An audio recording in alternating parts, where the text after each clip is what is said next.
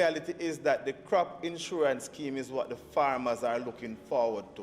When they lose their crops, they are unable to benefit in some way. So you have to pay more attention to that, and I hope you speed that up to ensure that that is implemented in a timely manner. There is a clear glut on the market in terms of tomatoes and other food crops. And so, Minister, I was hoping to hear from you in terms of what your ministry is going to do in terms of an intervention to protect these farmers. Because the reality is that these farmers, even though they planted the tomatoes and they're reaping a whole heap of tomatoes now, the RADA field officers should have been able to go out there and establish a relationship with them to let them know that they shouldn't be planting all of them tomatoes at the same time. So proper planning is important. And the glut that we are experiencing now is as a result of a lack of proper planning. I was speaking to some farmers recently, and they were bemoaning the challenges they have in accessing loan capital, even from the PC banks, where they said the requirements, the formalities that are now being rigorously applied by the lenders are often beyond them to comply with. And they won't be able to access a loan just on the basis that they are an established farmer who has been farming for many years and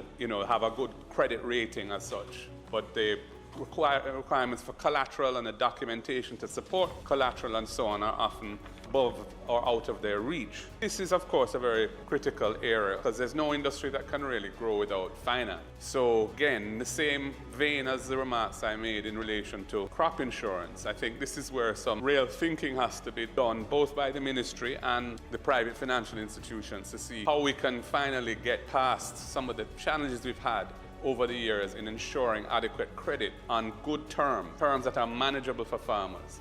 You said, Prime Minister, that the curfew is the most effective measure. I don't know what data there is to support that. I'd be interested to hear the basis upon which that is posited. Be careful with moving the curfew hours forward, because it means that persons have to do more in a shorter space of time. And when it comes to things like supermarkets, gas stations, etc., where people have to come off the road and be home by 8, there's more pressure, especially to get things done by that time. Towards the end of December, Prime Minister, other samples should have been sent. We were told that they were not sent because of transportation issues. Direct flights to Trinidad, but we had other means of getting it if we explored the indirect route. And why I'm asking the question, why the need here, Prime Minister, to have it, is because there is evidence, scientific evidence coming now that although the British strain is still responsive to the AstraZeneca vaccines that we are going to get, there's recent evidence coming out of South Africa that their strain will not be responsive to the AstraZeneca vaccine,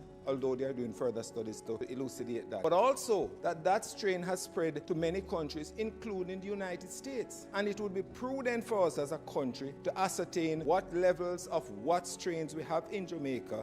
So it is critical for us to have that genomic sequencing. And Prime Minister, I urge you, even outside of CARFA, to see whether we can get the samples elsewhere at some private but recognized laboratories abroad to see if the genomic sequencing can be done, so we'll have a handle on what is happening in the country as it relates to that. But Minister, the deposit refund scheme has been, as you recognize, long in the making.